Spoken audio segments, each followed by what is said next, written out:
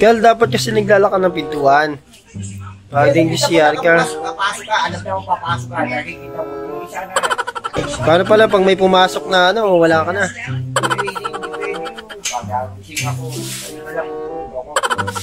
Hindi, dapat lagi kang alerto. Hindi yun lagi kang natutulog sa kangkungan.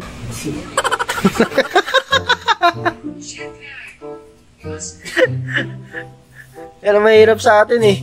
Lagi kang kalmado eh. Ka masyado laging kalmado. Pag oras ng gera, kalma ka pa rin. Dapat lagi kang alerto.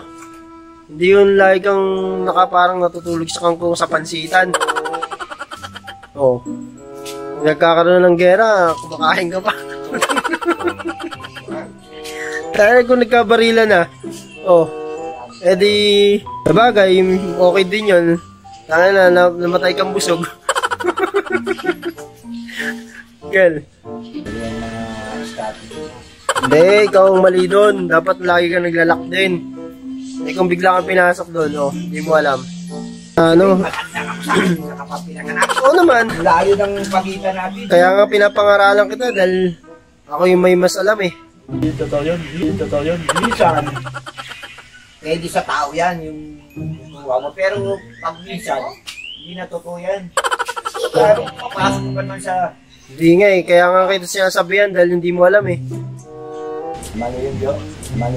Hindi pwede yung ganoon. Hindi porkit matanda ka, alam mo na lahat. Mali yun. Hindi, dapat nakikinig ka rin sa mas bata. Ay. Hindi lahat ng ano, alam mo. Alam mo mas bata, mas marunong matanda. Hindi rin, hindi ako naniniwala dun. Sa ganun ka pinalaki, akala mo ng lolo mo eh. Pero, dapat naglalak ka ng pinto kung mamaya pinasok ka ng tao. Babihan mo siya. Eh, wala ka na. Diba?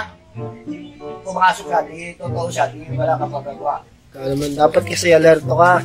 Hindi yung laki ka nag-ano, Kel. Ano ka eh. Wala ka na naman magaling eh. Mag-aano ka ng tao eh. Wala yung mga... Kasi mo ba? Nakakaunawa sa yung tao. Oo.